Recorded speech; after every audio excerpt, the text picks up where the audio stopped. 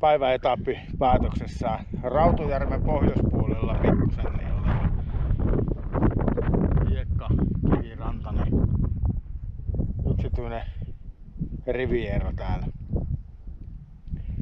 Vihdoin perillä, pitkä päivä, 9,5 tuntia suurin piirtein niin kuin aktiivista liikkeelläoloa.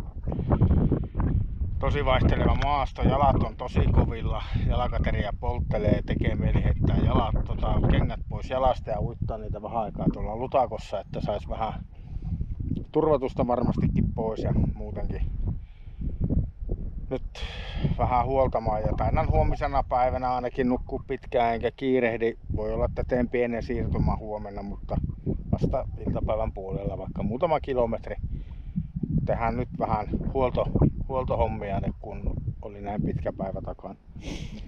Mutta mahtavaa olla perillä. Tänne on odottanut, että pääsee ja kyllä tää näyttää tosi kivalta.